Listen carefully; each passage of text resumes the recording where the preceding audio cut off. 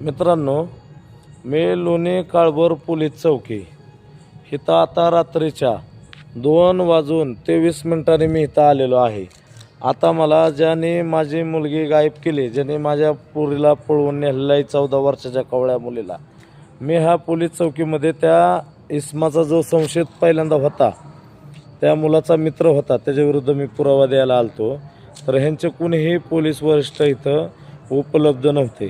एक पाटणी साहेब होते, मी त्यांना म्हणलं तुमचा माझ्या विश्वास नाही आहे, कारण डिपार्टमेंटने माझ्यासंग एवढं खेळ खेळलेला आहे की माझा ह्यांच्यावर पूर्ण विश्वास नाही आहे।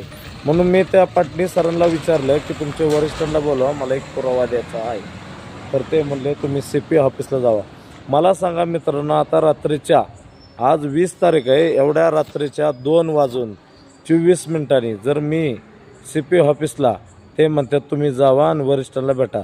मला एक सांगा, ते त्यांच्यावरती ज्यांनी आमच्या संग बोलणं केलं त्या मॅडम वरिष्ठ आहेत, ज्यांच्याकडे आमचा तपास दिला ते साहेब आहेत, त्यांना मी फोन लावतोय, त्यांचा फोन लागना झाला आहे। आणि त्यांना मी म्हणलं की माझ्या मुलीविषयी मला एक पुरावा भेटलेला आहे, तुम्ही तात्काळ कारवाई करा। मी आता त्यांना रात्रीच्या 2:23 मी पुरावा दिलेला आहे। तर आता त्यांचे वरिष्ठ कोणीही नाही तिथं लोणी काळभोर पोलीस चौकीला। जर उद्या जर माझी मुलगी नाही आली, ह्या पोलीस चौकीमधले सर्वस्वी वरिष्ठ अधिकारी ज्यांच्याकडे माझ्या मुलीचा तपास दिला आहे ते, आणि ज्यांनी मला आश्वासन दिलं आहे ते सर्व जिम्मेदार असतील। येणाऱ्या 22 तारखेला मी माझं जीवन संपवणार आहे, कारण आम्हाला सहन होत नाही। माझी मुलगी जाऊन आज कमीत कमी 7 दिवस झालेले आहेत, कारण ह्यांना मी ज्यावेळेस पुरावा देतो ह्यांचा अर्धा तपास मीच केलेला आहे, मीच सगळं ह्यांना दिलेलं आहे, ह्यांचा कुठेही तपास हल्लेला नाही।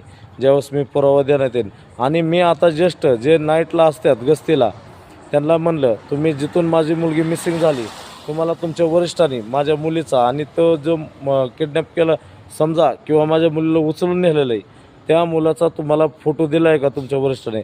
ते म्हणतात आम्हाला तसं काहीही दिलेलं नाही, तुमची मुलगी कोण आहे आणि तो संशयित आरोपी कोण आहे तो आम्हाला माहीत नाही।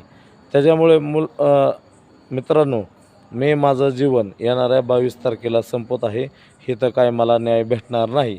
येणाऱ्या 22 तारखेला माझ्या अंत्ययात्रेला जरूर तुम्ही सगळ्यांनी यावे, आणि जरी माझी मुलगी जर भेटली तर तिच्या आईपाशी तिच्या स्वाधीन करावी।